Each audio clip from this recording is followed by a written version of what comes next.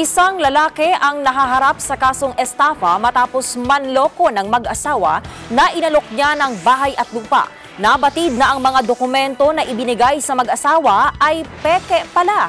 Si Erwin Temperante sa detalye.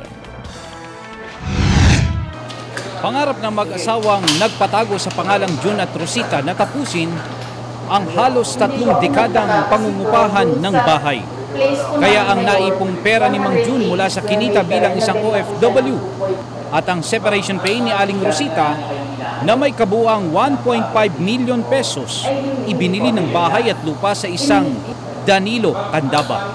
Pero sa halip na magkaroon ng katuparan ng kanilang pangarap na bahay, nauwi ito sa bula. Ang dahilan, peke pala ang mga dokumento ng bahay at lupa na ibinenta sa kanila. Nung naglilinis na kami ng bahay, may pumuntang barangay, kaya nagulat kami, naglilinis, nagpapaayos kasi lilipat na po kami. Nagulat kami, sabi trespassing kami. Sabi ko, paano kami magiging trespassing? Yung pala, pumunta na yung tunay na may-ari. Nga sabi nga, ayaw naman niya kami pumasok doon, saan kami titira? Kaya nung time na po yun, 26 ng umaga, pumunta agad ako ng City Hall, binerify ko nga yung SPA. So, sabi nga nila, wala nga daw doon yung nagnotaryo na gano'n, hindi siya authorized doon. Tapos, nung pag-uwi namin, hindi pa kami nakakakain mag-asawa, yun nga, tumawag ng barangay na sabi andun si Mr. Kapal, binerify din niya yung SPA niya, nasabi niya hindi nga daw siya nagbigay ng SPA. Sa investigasyon ng NBI Anti-Organized and Transnational Crime Division, ilang kaso ng estapa ang kinakaharap ng sospek na si Danilo Candaba na siya ring nagbenta ng property sa mag-asawang biktima matapos makakuha ng 1.5 million pesos bilang deposito o paunang bayad sa kabuuang 2.3 million pesos na napagkasundo ang halaga ng bahay at lupa. Nabibilhin ng mag-asawa, nagmamadalian niya si Candaba na makuha pa ang natitirang balanse sa napagkasunduang halaga. Dito na humingi ng tulong sa NBI ang mag-asawa at nagsagawa ng entrapment operation kung saan naaresto ang sospek. Gayunman, itinanggi ng sospek na peke ang kanyang ibinebenta. Lahat ng bagay, binigyan niya ako ng pahintulutan according to the SPA. Yun po, ang nasasabi ko lang.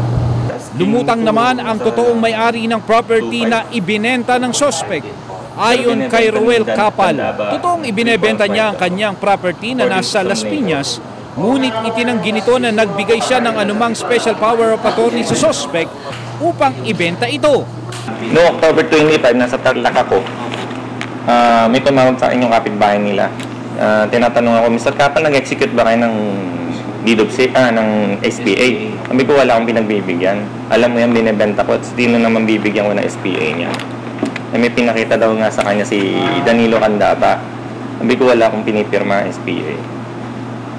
Iimbestigahan naman ng NBI ang ehente na kumausap sa mag-asawang biktima kung may kinalaman ba ito sa panluloko. Naharap sa kasong estapang sospek pero hindi ito ang unang beses na nasampahan ito ng kasong estapa. Naharap din ito sa kasong falsification of public documents, perjury at paglabag sa Republic Act 6425 o ang Dangerous Drug Act of 1972. Mag-i-issue kami ng subpoena para kunan namin ng salaysay yung ahente kung totoo bang may kinalaman din siya dito or inosente lang siya. Para sa Eagle News, Erwin Temperante. I'm 1 with 25. Dali niya siya sa lugar na wala siyang kilala.